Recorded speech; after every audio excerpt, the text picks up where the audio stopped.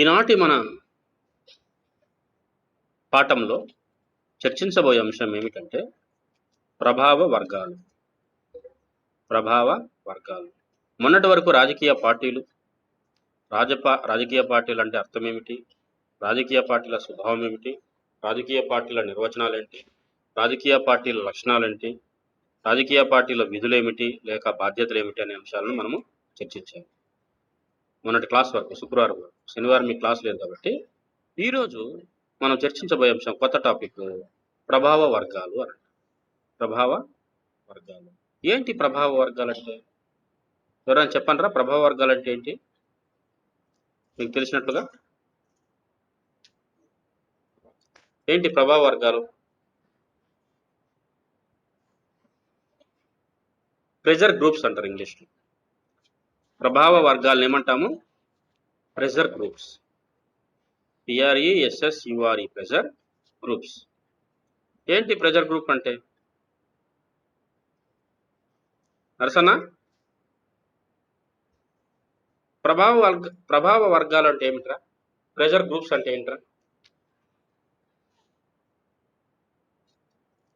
చెప్పయ్యా. Hello,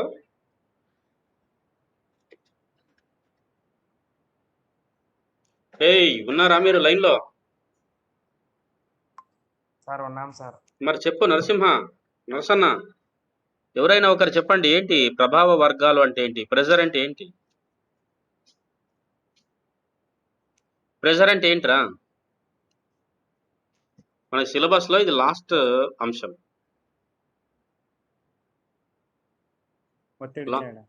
చెప్పు. ప్రభావం అంటే ఒత్తిడి గ్రూపులు అంటారా వీటిని?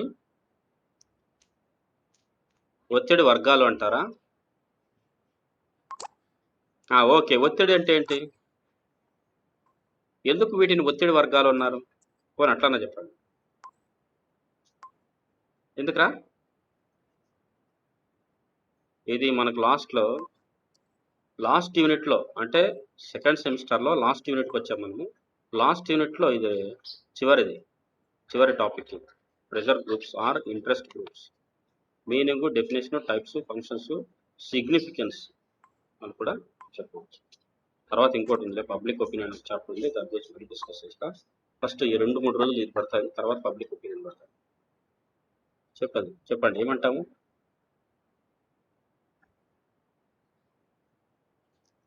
చెప్పండి మరి. ఏంటి పిల్లలు ఏం రాలేదా? ఒకసారి మెసేజ్ పెట్టారంటారు. రే Narasanna, why very less attendance? Message పెట్టమ్మా. మెసేజ్ పెట్టు. Sir is waiting. నేను పెట్టాను already.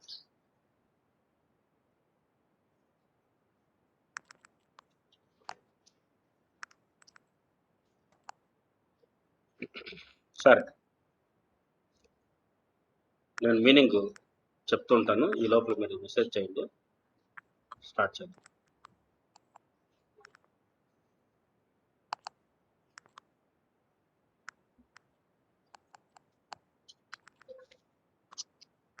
Pressure groups. An organized group that aims to influence the policies or actions of the government through the use of lobbying and propaganda. ఒక గుంపు, ఎలాంటి గుంపు? వ్యవస్థీకరించిన ప్రజా సమూహము ప్రభుత్వం యొక్క చర్యలను, ప్రభుత్వం యొక్క విధానాలను ప్రభావితం చేయడంలో ఉపయోగపడుతుంది. అట్లాంటి గుంపునే ప్రెజర్ గ్రూప్స్. వ్యవస్థీకరించిన సమూహం యొక్క లక్ష్యం ఏంటి, ఎయిమ్ ఏంటి? To influence the policies and actions of the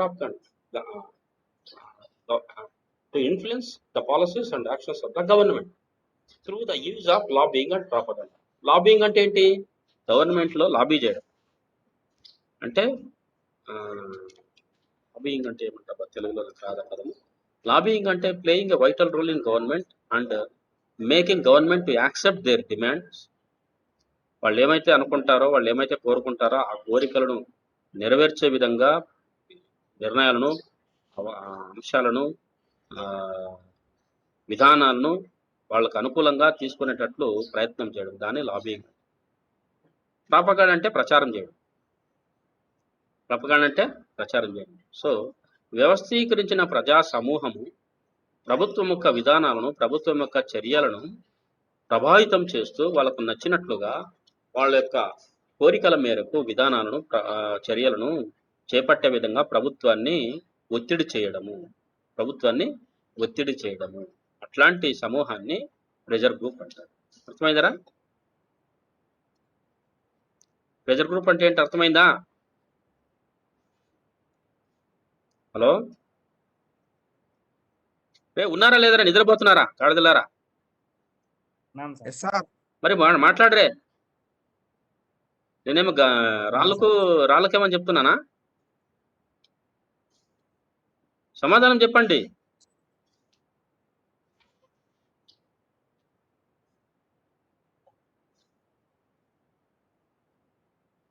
ఇంకొకసారి చదువు. కనబడుతుందా? నేను గ్రూప్ షేర్ చేసింది ఇక్కడ చదవండి. An organized group that aims to influence the policies or actions of the government through the use of lobbying and propaganda. Propaganda అంటే ప్రచారము, lobbying అంటే పని జరిగేటట్లు చేసే ప్రయత్నము.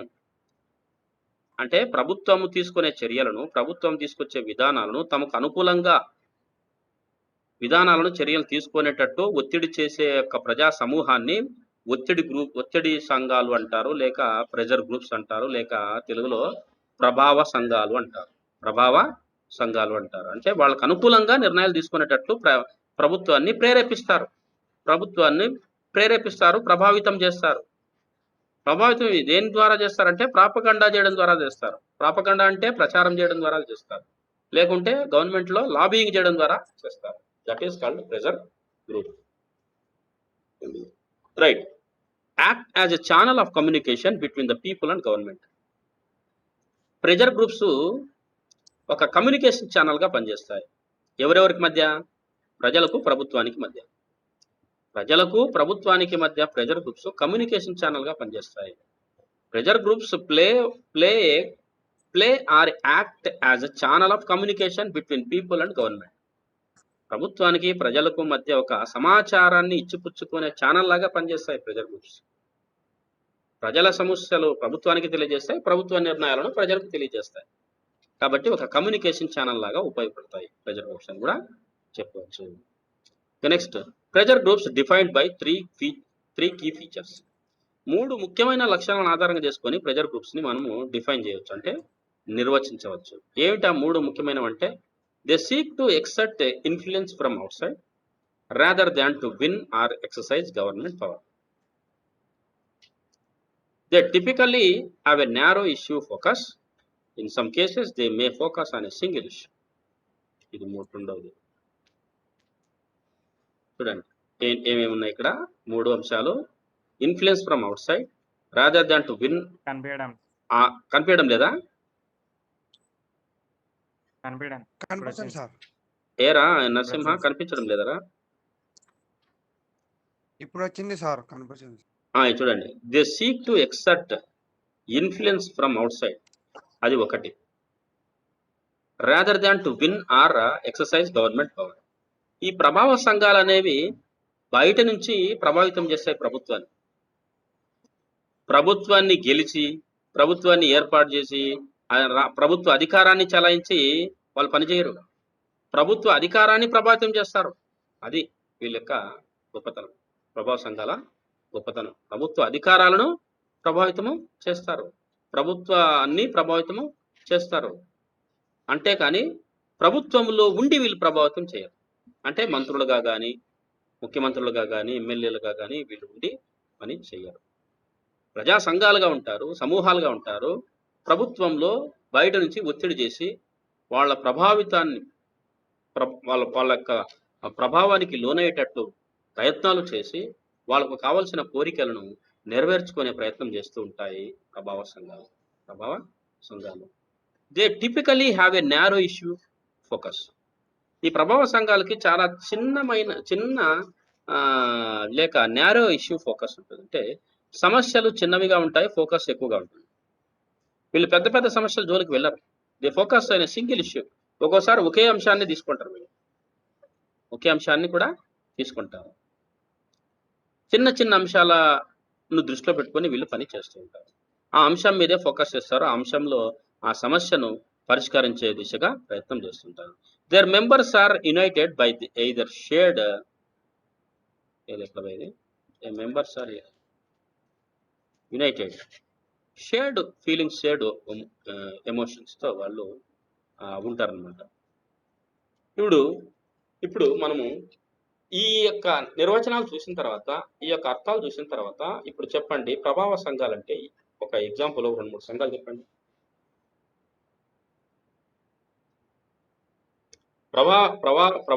ప్రభావ సంఘాలు ఒక 2-3 ఎగ్జాంపుల్ చెప్పండి. ఏంటి ప్రభావ సంఘాలు మన దేశంలో ఉన్నాయా? ప్రభావ సంఘాలు మన దేశంలో ఉన్నాయా? ఉంటే ఏవి ప్రభావ సంఘాలు ఒకసారి ఎగ్జాంపుల్ చెప్పండి. ఏవి ప్రభావ సంఘాలు?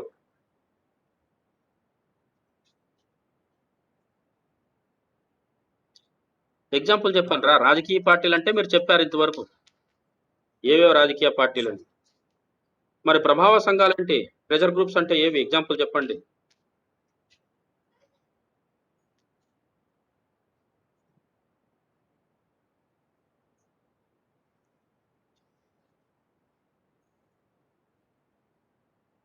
సార్ మన మన సైడ్ అయితే పెద్ద సమస్యలైనా ఎక్కువ పెట్టి ఎగ్జాంపుల్ ఉదాహరణకు ఎలాంటివి ప్రభావ సంఘాలుగా మనం పిలవచ్చు? ఎలాంటి సంఘాలను మనం ప్రభావ సంఘాలుగా పిలవచ్చు భారతదేశంలో? అది నేను అడుగుతున్నాను.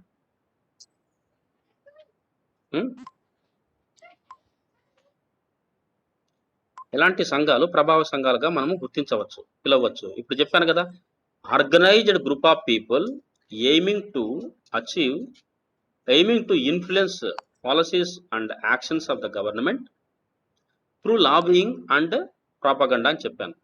ప్రచారం ద్వారా, లాబీ చేయడం ద్వారా ప్రభుత్వం యొక్క చర్యలను, ప్రభుత్వ యొక్క విధానాలను ఈ యొక్క ప్రభావ సంఘాలు ప్రభావితం చేస్తుంటాయి.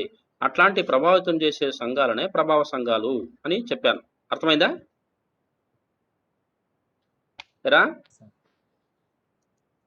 ఇవి రాజకీయ పార్టీలు కాదు, మీరు గుర్తుపెట్టుకోండి.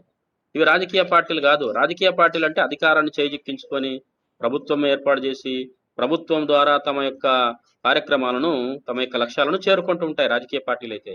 ఇవి రాజకీయ పార్టీలు కాదు. దానికి రాజకీయ పార్టీలకి ప్రభావ సంఘాలకు మధ్య తేడాలు కూడా చెప్తాను మళ్ళీ నేను ఏంటని. ఉదాహరణకు కుల సంఘాలు. కులానికి ఒక సంఘం పెట్టుకున్నారు కదా, సగర సంఘం, యాదవ సంఘం, మాల మహానాడు, మాదిగ దండోర, ఎంఆర్పిఎస్, మాదిరి రిజర్వేషన్ పోరాట సమితి, వడ్డెర సంఘం, రెడ్డి సంఘం, బలిజ సంఘాలు, ఇట్లా ప్రతి కులానికి ఒక సంఘాలు పెట్టుకున్నారు కదా. ఆ సంఘాలన్నీ కూడా ప్రభావ సంఘాలే. అర్థమవుతున్నారా? ఆ వర్గాలన్నీ కూడా ప్రభావ వర్గాలే. అలానే యూనియన్లు ఉన్నాయి కదా, విద్యార్థి యూనియన్లు ఉన్నాయి కదా, స్టూడెంట్ యూనియన్స్ ఉన్నాయి కదరా, స్టూడెంట్స్ యూనియన్స్ ఉన్నాయి కదరా, ఎస్ఎఫ్ఐ, ఏఎస్ఎఫ్, ఏబీవీపీ ఉన్నాయి లేదు, ఇవన్నీ ఇవన్నీ కూడా ప్రభావ సంఘాలే. వీటన్నిటినీ కూడా మనము ప్రెజర్ గ్రూప్స్ అంటాం. అలానే లేబర్ యూనియన్స్ ఉన్నాయి, అంటే శ్రామిక సంఘాలు లేక కార్మిక సంఘాలు లేక శ్రామిక సంఘాలన్నీ కూడా ప్రభావ సంఘాలు. అలానే మహిళా సంఘాలు ఉన్నాయి, మహిళలకు సంఘాలు ఉంటాయి కదరా, అవన్నీ కూడా ప్రభావ సంఘాలే. అలా అంటే ఉపాధ్యాయ సంఘాలు, అంటే ఉపాధ్యాయులందరూ ఒక సంఘంగా ఏర్పడి ఉంటారు, ఒక యూనియన్గా ఏర్పడతారు. ఆ యూనియన్లన్నీ ప్రభావ సంఘాలే. వ్యాపార వాణిజ్య సంఘాలు, అంటే ఏ వ్యాపారం చేసే వాళ్ళందరూ ఒక సంఘంగా ఏర్పడి ఉంటారు. ఫర్ ఎగ్జాంపుల్ ఎలక్ట్రీషియన్స్ వాళ్ళందరూ ఎలక్ట్రీషియన్స్ యూనియన్ ఉంటుంది. బేల్దార్ పనిచేసే వాళ్ళందరికీ బేల్దార్లకు ఒక యూనియన్ ఉంటుంది. చాకలి వాళ్ళు పనిచేసే వాళ్ళందరికీ చాకలి వాళ్ళకి ఒక యూనియన్ ఉంటుంది. మంగళ వృత్తి చేసే వాళ్ళందరికీ మంగళ యూనియన్ ఉంటుంది. విశ్వబ్రాహ్మణ సంఘం అనుకుంటుంది. ఉంటుందా లేదా? ఏరా ఇవన్నీ కూడా ప్రభావ సంఘాలు. అంటే కుల సంఘాలు, వ్యాపార వాణిజ్య సంఘాలు, శ్రామిక సంఘాలు, కార్మిక సంఘాలు, ఉపాధ్యాయ సంఘాలు, విద్యార్థి సంఘాలు, వీటన్నిటిని కూడా ప్రభావ సంఘాలు, ప్రెజర్ గ్రూప్స్ అంటారు. ప్రెజర్ గ్రూప్స్ అంటారు. గుర్తుపెట్టుకోండి. అర్థమైందా? Yes sir.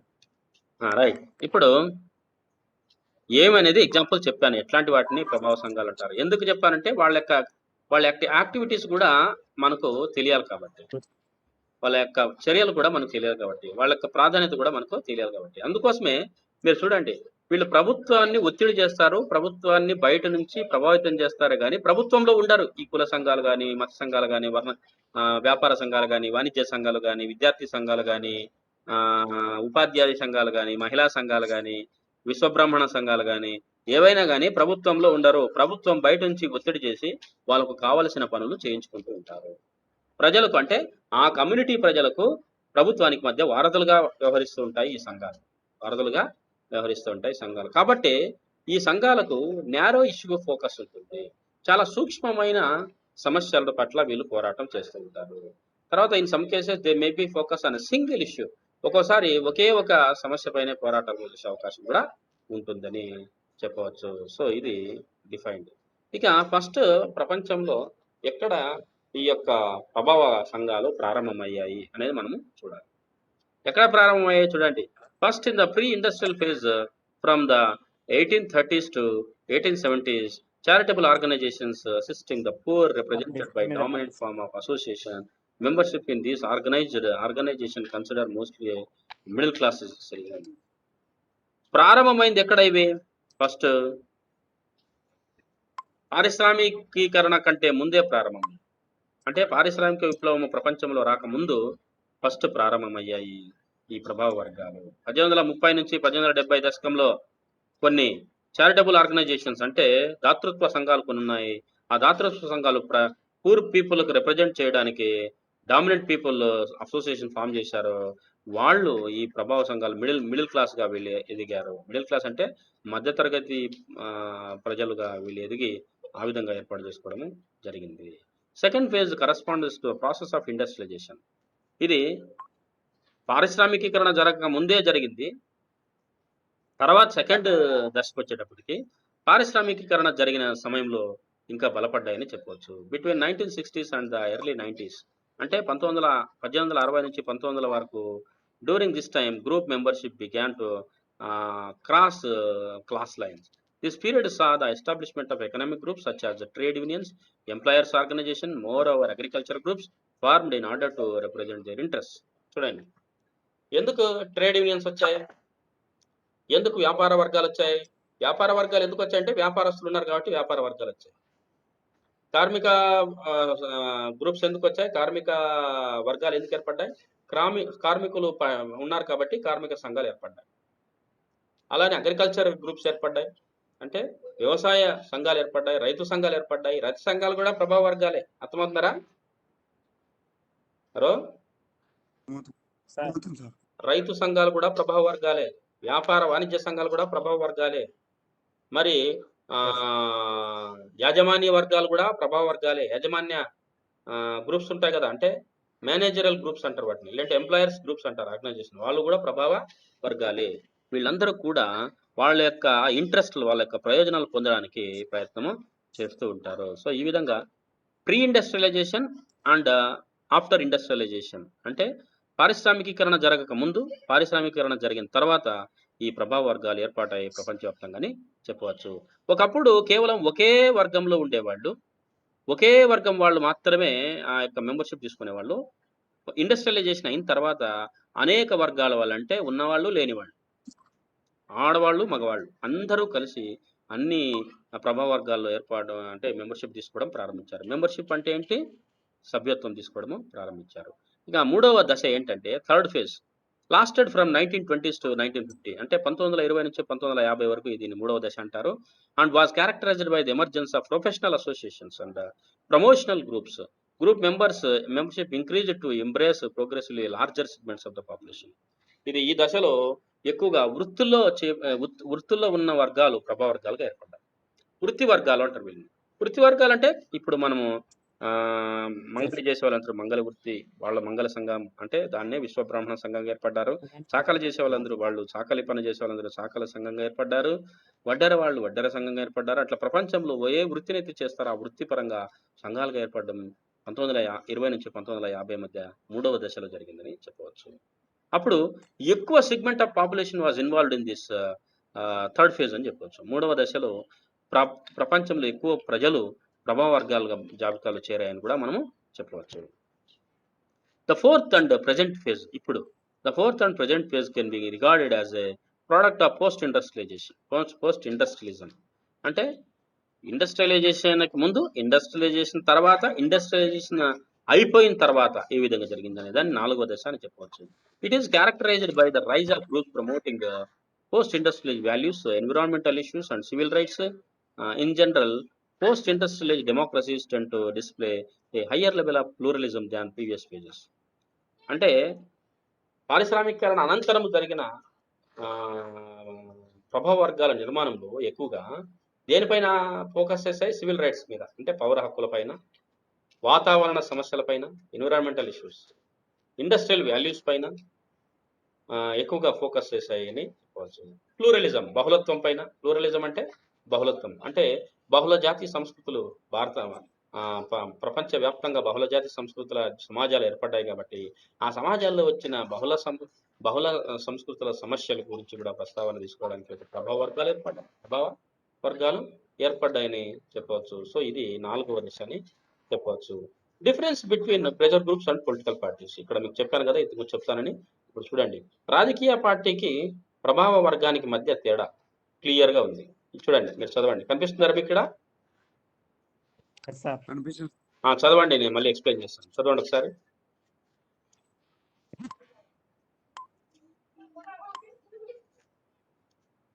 సార్ చదవండి, నేను ఎక్స్ప్లెయిన్ చేస్తాను one by one. Difference between pressure groups and political parties. Pressure groups, political parties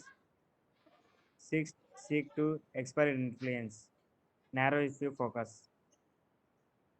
shared interest and common cases. Seek to win power, broad issue focus, shared preferences. చదివావా? చదివాను. ఇప్పుడు నేను చెప్తాను.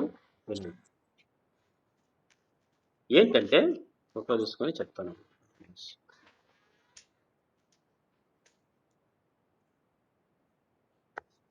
రాజకీయ పార్టీకి ప్రభావ వర్గానికి మధ్య తేడా.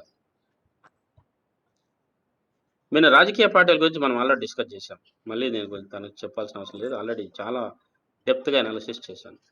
Pressure groups, political parties seek to expert influence, seek to win power. ప్రభావ వర్గాలు అనేవి ప్రభావితం చేయాలనే ప్రయత్నం చేస్తాయి, అంటే ఇన్ఫ్లుయెన్స్ చేయాలనే ప్రయత్నం చేస్తాయి. They expert in influencing people, influencing government.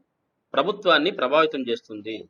ప్రభావితం అనేక రకాలుగా, ప్రెజర్ చేయవచ్చు, లాబీ చేయవచ్చు, ప్రాపగండా చేయవచ్చు, డిమాండ్ చేయవచ్చు, ధర్నాలు చేయవచ్చు, రాస్తారోకలు చేయవచ్చు, ఏమైనా చేయొచ్చు. ఈ విధంగా ఇన్ఫ్లుయెన్స్ చేస్తాయి. Political party seek to win power. రాజకీయ పార్టీ అధికారాన్ని చేజిక్కించుకోవాలనే ప్రయత్నం చేస్తుంటుంది. ఎంతసేపు రాజకీయ పార్టీ అధికారం చేజిక్కించుకోవాలి, పవర్లోకి రావాలి, ప్రభుత్వాన్ని ఏర్పాటు చేయాలి, ప్రభుత్వాన్ని నడిపించాలి. దీని యొక్క లక్ష్యం అది. దీని యొక్క లక్ష్యము ప్రభావితం చేసి వాళ్ళకి డిమాండ్లు నెరవేర్చుకోవాలని. ఓకే. రెండోది narrow issue focus.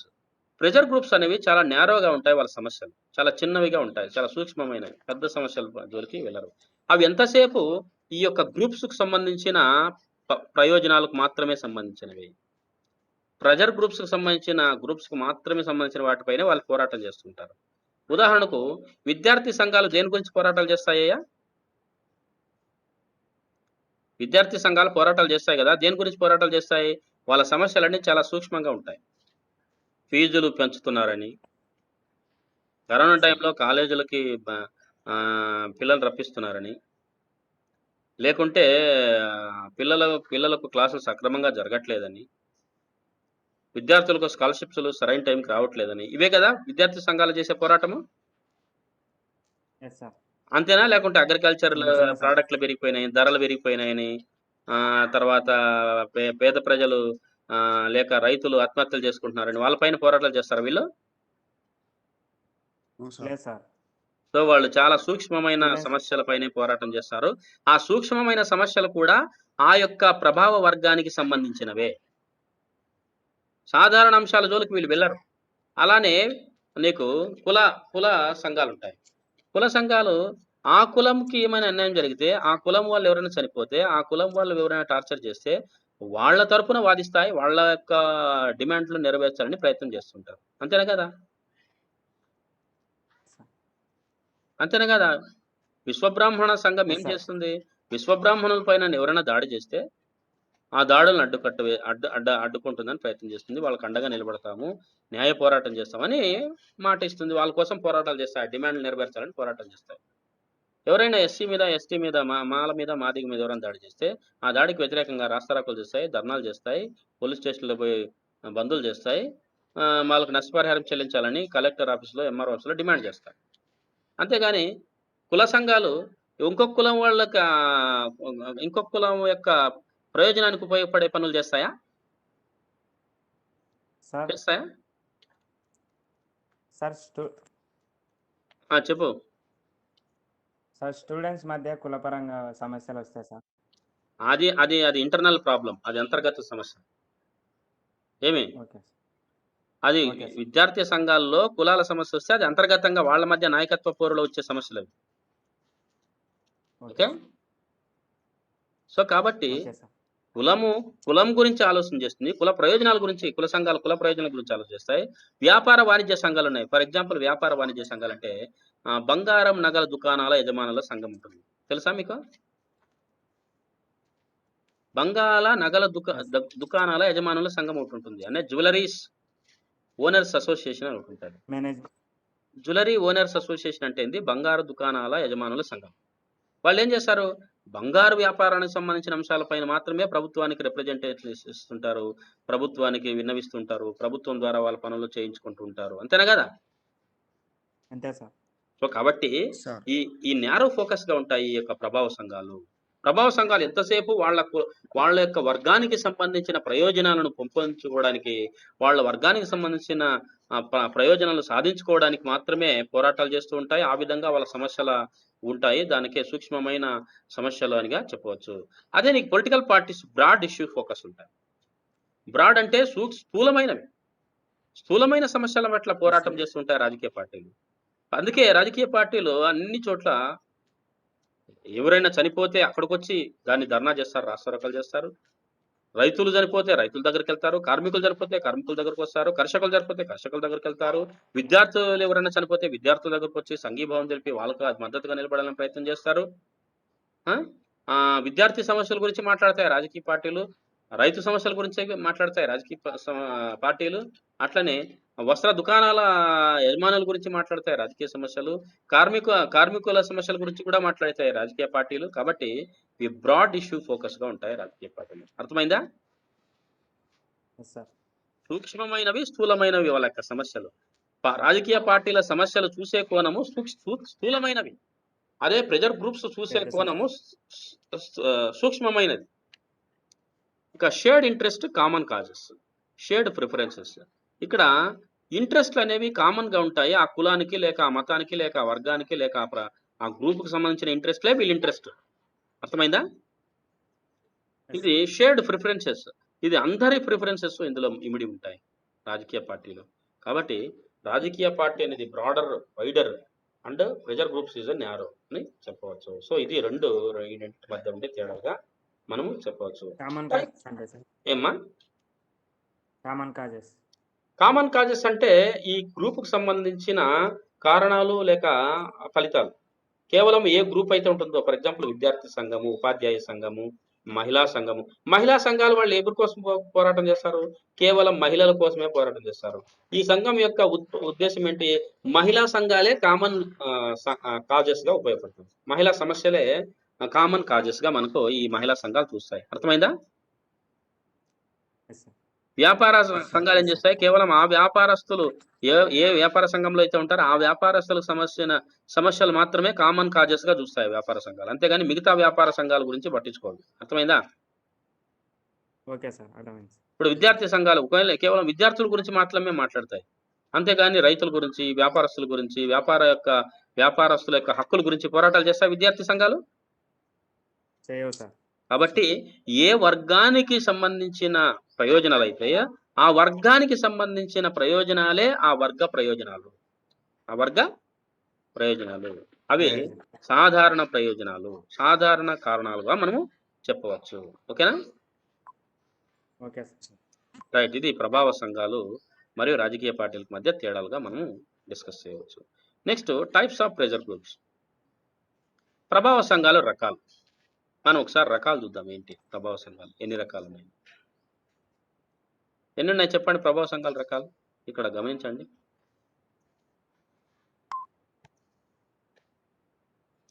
Interest groups, cause groups, insider groups and out cider groups. ఈ 4 రకాలైన ప్రభావ సంఘాలు ఉన్నాయి. Interest groups, cause groups, insider groups, out cider groups. Insider అంటే ఏంటి, అవుట్ సైడర్ అంటే ఏంటి, ఇంట్రెస్ట్ అంటే ఏంటి, కాజ్ అంటే ఏంటి? చూడండి, ఇంట్రెస్ట్ గ్రూప్స్ అంటే ఇది. చదవండి ఒకసారి, చదువు నరసింహ. ఇంట్రెస్ట్ గ్రూప్స్ అంటే A pressure group that exists to advance or protect the usually material interest of the members. Interest groups అంటే యూజువల్లీ మెటీరియల్ ఇంట్రెస్ట్ గురించి మాట్లాడారు. మెటీరియల్ ఇంట్రెస్ట్ అంటే భౌతికమైన ప్రయోజనాల గురించి ఆశించేవి, భౌతికమైన ప్రయోజనాల గురించి పోరాటాలు చేసే గ్రూప్స్ ని ఇంట్రెస్ట్ గ్రూపులు అంటారు. భౌతిక ప్రయోజనాలు అంటే ఏంటి? ఆ ఫీచర్స్ ఉన్నాయి కింద, పక్కన చదువు, మళ్ళీ చెప్తాను. They are concerned to protect or advance the interest of their members. Membership is limited to people in a particular occupation, career or economic position. Yes, sir. Right. ఇప్పుడు ఇంట్రెస్ట్ గ్రూప్స్ అంటే ఏంటంటే భౌతిక పరమైన అంశాల గురించి అడ్వాన్స్ చేయాలి, protect చేయాలి అనే గ్రూప్ ఉంటుంది. అట్లాంటి గ్రూప్ని ప్రెజర్ గ్రూప్ని ఇంట్రెస్ట్ గ్రూప్ అంటారు. ఈ ఇంట్రెస్ట్ గ్రూప్స్ ఏంటంటే ఆ యొక్క గ్రూప్ ప్రయోజనాలు మాత్రమే కాపాడుకుంటాయి. ఈ గ్రూప్లో సభ్యత్వం అనేది చాలా పరిమితంగా ఉంటుంది. అర్థమైందా? ఇవి వృత్తి సంఘాలు, ఆర్థిక పొజిషన్ ఆధారంగా చేసుకొని సంఘాలు ఏర్పడతాయి. ఇట్లాంటి సంఘాలను మనం ఏమంటాము? ప్రెజర్ గ్రూప్స్ అంటాము, లేక ఇంట్రెస్ట్ గ్రూప్స్ అంటాము. ఉదాహరణకు యూజువల్లీ మెటీరియల్ ఇంట్రెస్ట్. ఏంటప్ప మెటీరియల్ ఇంట్రెస్ట్? కార్మిక సంఘాలు ఉన్నాయి. ఇప్పుడు ఫర్ ఎగ్జాంపుల్ ఆటో డ్రైవర్ల యూనియన్. ఆటో డ్రైవర్ల యూనియన్ ఉన్నాయా లేదా? ఉన్నాయి సార్. ఆటో డ్రైవర్ల యూనియన్ యొక్క ముఖ్యమైన ఉద్దేశం ఏంటి?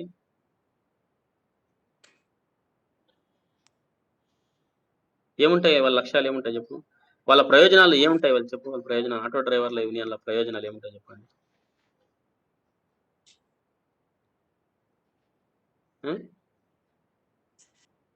డైలీ వర్కే కదా సార్. ఏముంటాయి వాళ్ళ ప్రయోజనాలు? పెట్రోల్ ధరలు తగ్గించాలి, ఆటో ఛార్జీలు పెంచాలి, అంతేనా కదా? అంతే సార్. ప్రభుత్వాన్ని ఒత్తిడి చేసే అవే కదా ఆటో సంఘాలు. అలాగే లారీ డ్రైవర్ల సంఘం. లారీ డ్రైవర్ల సంఘం యొక్క ఉద్దేశాలు ఏముంటాయి? పని ఒత్తిడి తగ్గించాలి, వాళ్ళ జీతభత్యాలు పెంచాలి, వర్కింగ్ అవర్స్ తగ్గించాలి, జీతభత్యాలు పెంచాలి, వాళ్లకు యాక్సిడెంట్లు ఎక్కడైనా జరిగినట్లయితే భద్రత కల్పించాలి వాళ్ళ కుటుంబాలకి. అదేనా కదా? అంతే సార్. సో కాబట్టి వాళ్ళ ఇంట్రెస్ట్లన్నీ, వాళ్ళ ప్రయోజనాలన్నీ ఏమి రూపంలో ఉంటాయి? భౌతిక రూపంలో ఉంటాయి, మెటీరియల్ రూపంలో ఉంటాయి. అంటే జీతాలు పెంచాలి, ఆర్థిక భద్రత కల్పించాలి, ఇన్సూరెన్స్లు ఇవ్వాలి. ఇట్లాంటివన్నీ కూడా ఆక్యుపేషన్ అంటే వృత్తిపరమైన సంఘాలు అని మనం చెప్పవచ్చు. ఇట్లాంటి వాటిని వృత్తిపరమైన సంఘాలు అని చెప్పవచ్చు. ఆర్థిక రంగంలో వృత్తిపరమైన సంఘాలకు కూడా చెప్పవచ్చు. ఇప్పుడు ఫర్ ఎగ్జాంపుల్ ఉపాధ్యాయ సంఘాలు ఉన్నాయి. ఉపాధ్యాయ సంఘాల డిమాండ్ ఏముంటుంది చెప్పండి? ఉపాధ్యాయ సంఘాల డిమాండ్ ఏముంటుంది? కెరీర్ పరంగా గ్రూపులు ఏర్పడ్డాయి, దాన్ని ఉపాధ్యాయ టీచర్ అసోసియేషన్ అంటారు. మాకు కూడా ఉంది, మా అసోసియేషన్ కూడా ఉంది. మా అసోసియేషన్ పేరేంటి? GCTE అంటారు, గవర్నమెంట్ కాలేజ్ టీచర్స్ అసోసియేషన్ మాది. మా యొక్క అసోసియేషన్ డిమాండ్ ఏంటంటే మాకు ప్రతి సంవత్సరము ఇంక్రిమెంట్ ఖచ్చితంగా ఇవ్వాలి, కెరీర్ అడ్వాన్స్మెంట్ స్కీమ్ మాకు ఇవ్వాలి, బాగా పాఠం చెప్పిన వాళ్ళకి Monthly ప్రమోషన్ salary. ఇవ్వాలి, మంత్లీ శాలరీ కరెక్ట్గా రావాలి, ఇవన్నీ ప్రయోజనాలు, భౌతిక ప్రయోజనం. అర్థమైందా? Yes, sir. Yes, sir. So ఇట్లాంటి వాటిని ఇంట్రెస్ట్ గ్రూప్స్ అంటారు. ఏం రోడ్లో ప్రెజర్ గ్రూప్లోనే 4 రకాలైన గ్రూపులు, అందులో మొదటిది ఇంట్రెస్ట్ గ్రూప్స్. ఇవన్నీ కూడా వృత్తిపరమైన వర్గాలు, లేదా కెరీర్ పరమైన వర్గాలు, లేక ఆర్థిక స్థాయిని బట్టి వర్గాలుగా ఏర్పడతాయి. ఇందులో పర్మనెంట్ లిమిటెడ్ మెంబర్షిప్ ఉంటుంది. అందరూ మెంబర్షిప్ తీసుకోవడానికి అవకాశం లేదు. ఫర్ ఎగ్జాంపుల్, ఇప్పుడు నేను చెప్పానే మా సంఘం ఉందని, government college teachers association, GCTE అంటారు. ఆంధ్రప్రదేశ్ గవర్నమెంట్ కాలేజ్ టీచర్స్ అసోసియేషన్లో నేను మెంబర్. బట్ ఎవరు పడితే వాళ్ళ అందులో మెంబర్గా జాయిన్ అవ్వడానికి వీలు లేదు.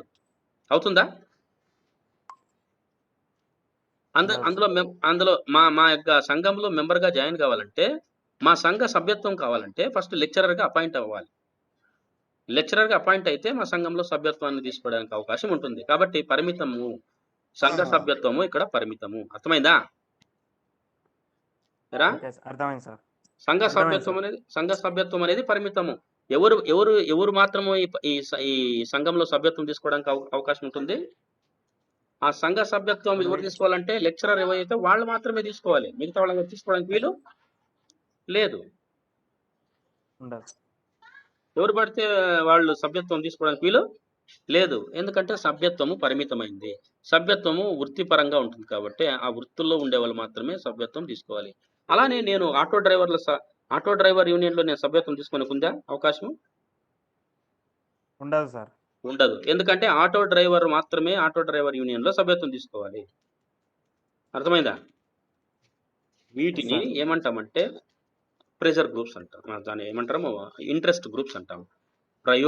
ప్రయోజన వర్గాలు అంటాము. ఇంట్రెస్ట్ అంటే ప్రయోజన వర్గాలు అని పిలుస్తాము. ఇక నెక్స్ట్ రెండవ వర్గం ఏంటి అనేది మనం గమనిస్తే ఒకసారి,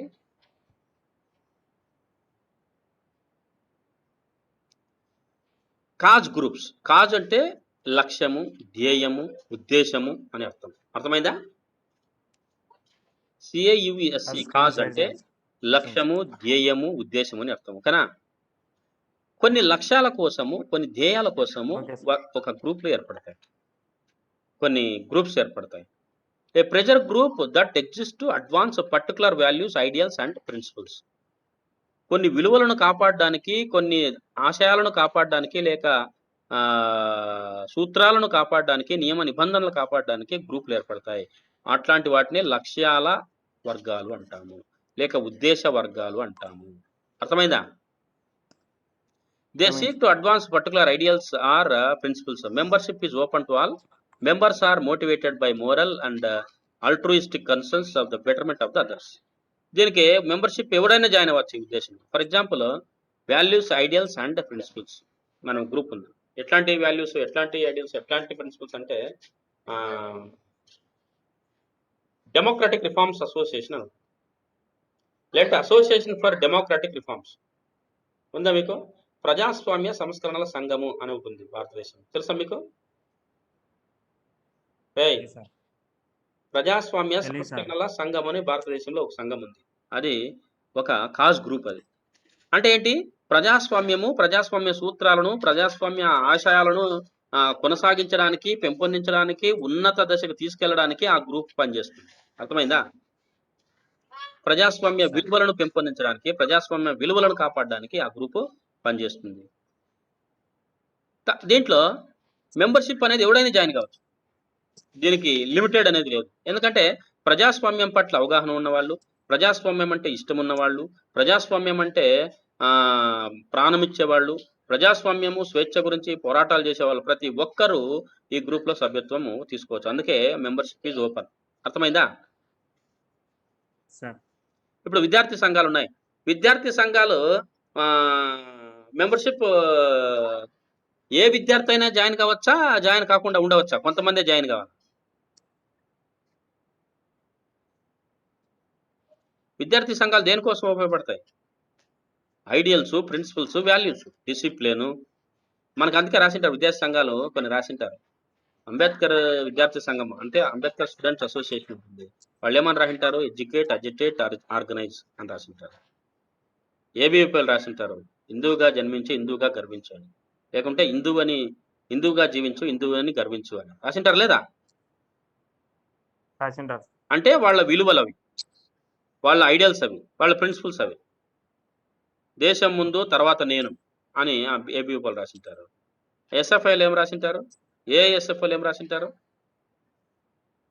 ఏమేమి రాసింటారు? త్యాగము, శీలము, ఏమిట్రా మళ్ళీ క్రమశిక్షణ ఏదో రాసింటారు కదా. అవన్నీ వాళ్ళ వాల్యూస్ అన్నమాట.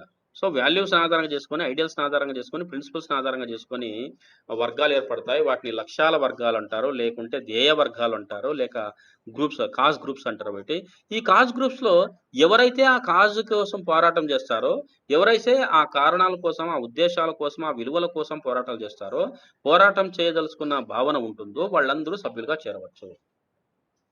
ఇక్కడ మెంబర్షిప్ అనేది ఓపెన్ గా ఉంటుంది. Anybody can join, anybody can go. అర్థమైందా? Yes sir. సో దీనికి లిమిటెడ్ అర్థమైంది. మెంబర్షిప్ లేదు. దీనికి అర్హతలు ఏమి లేవు. అర్హతలు అనేవి ఏమి అన్లిమిటెడ్. లేవు. ఇప్పుడు మహిళా సంఘాలు ఉన్నాయి. మహిళా సంఘాల్లో మహిళ ఇంటే చాలు, ఎవరైనా చేరవచ్చు ఆ మహిళా సంఘం. అర్థమైందా? సార్. సో లిమిటెడ్ అనేది లేదు ఇక్కడ. ఓపెన్ మెంబర్షిప్ ఉంటుంది. That is called interest groups and cause groups. ఈ రెండింటి మధ్య తేడా ఒకసారి చూడండి. Interest groups and cause groups మధ్య తేడాలు ఏంటో చూసినట్లయితే మనము, ఇంట్రెస్ట్ గ్రూప్స్ డిఫెండ్ ఇంట్రెస్ట్, అంటే వాళ్ళ యొక్క ప్రయోజనం కాపాడుకోవడానికి ప్రయత్నం చేస్తుంటుంది ఇంట్రెస్ట్ గ్రూప్స్, ఆ గ్రూప్ యొక్క ప్రయోజనం. Cause groups promote a cause, అంటే ఆ విలువని లేక ఆదర్శాన్ని లేక ఆ యొక్క నియమ నిబంధనను ఏమంటుంది, ప్రమోట్ చేస్తుంది, అంటే ప్రోత్సహిస్తుంది. దానికోసం పోరాటం చేస్తుంది, కాజ్ కోసం పోరాటం చేస్తుంది, కానీ ఇంట్రెస్ట్ కోసం పోరాటం చేయదు. క్లోజ్డ్ మెంబర్షిప్, ఇక్కడ మెంబర్షిప్ చాలా తక్కువగా ఉంటుంది, లిమిటెడ్గా ఉంటుంది. ఓపెన్ మెంబర్షిప్, ఇక్కడ సభ్యత్వము ఓపెన్గా ఉంటుంది, ఎవరైనా సభ్యులుగా చేరవచ్చు. దీంట్లో material concerns A group of people, అంటే ఇక్కడ మెటీరియల్కి సంబంధించిన భౌతికపరమైన ప్రయోజనాలకు సంబంధించిన అంశాల కోసం పోరాటం చేస్తుంది ఇంట్రెస్ట్ గ్రూప్. అదే కాజ్ గ్రూప్ మోరల్ కన్సర్న్స్ ఏ గ్రూప్ వర్. మోరల్ అంటే నీతి నియమాలు, నైతికత గురించి పోరాటం చేస్తుంది. అంటే నైతికత అంటే కనిపించింది, మెటీరియల్ అంటే కనిపించేది, భౌతికమైనది అభౌతికమైనది. అర్థమైందరా? Yes sir. భౌతికమైంది అభౌతికమైంది వీటి కోసం పోరాటం చేసేది. బెనిఫిట్ మెంబర్స్ ఓన్లీ, ఈ యొక్క ఇంట్రెస్ట్ గ్రూప్స్ ఆ యొక్క మెంబర్స్ మాత్రమే ఉపయోగపడాలి, బెనిఫిట్ అవ్వాలని కోరుకుంటుంది. Benefit others or wide society, ఇది సమాజానికి మొత్తం ఉపయోగపడాలని ఈ యొక్క సంఘం కోరుకుంటుంది. Cause group. Okay, cause group అంటే లక్ష్యాల కోసము సంఘాలు ఏర్పడితే అవి సమాజం మొత్తం ఉపయోగపడాలి, ఆ గ్రూప్ మెంబర్స్ మాత్రమే కాదు అని చెప్పేదే కాజ్ గ్రూప్స్. సరేనా? So okay sir. ఇవి ఈరోజు మీకు డిస్కస్ చేసిన అంశాలు. ఇప్పుడు రేపు insider groups and out cider groups గురించి డిస్కస్ చేస్తాం. సరేనా? సార్. రేపు insider groups, out cider groups గురించి డిస్కస్ చేస్తా. ఇప్పట్లో ఈ రోజు వరకు జరిగిన అంశాల్లో మీకు ఏమైనా డౌట్ ఉన్నట్లయితే నన్ను అడగండి. మళ్ళీ కామెంట్ కానీ, లేకుంటే మీ యొక్క అభిప్రాయం కానీ, మీ యొక్క ఆలోచన కానీ నాతో షేర్ చేసుకోవచ్చు. ఆస్క్. అర్థమైంది కదా ప్రభావ వర్గాలు అంటే ఏంటి, ప్రభావ వర్గాలు ఎన్ని రకాలు, ప్రభావ వర్గాల యొక్క నేచర్ ఆఫ్ వర్క్ ఏంటి అనేది నేను 1 by 1 చెప్పుకుంటూ వస్తున్నాను. అర్థమవుతుంది కదా? అర్థమవుతుంది sir. Right, let me know if you have any doubt, please let me no.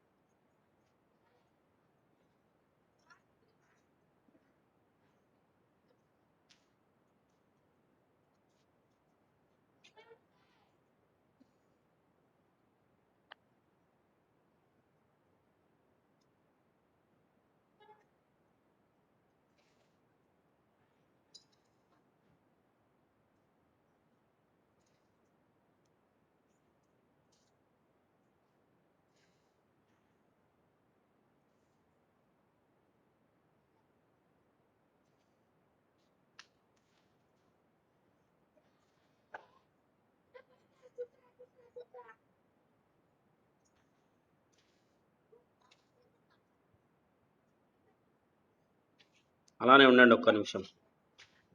Doubt ఉంటే అడగండి. Otherwise keep like that for some time. It will automatically disconnect.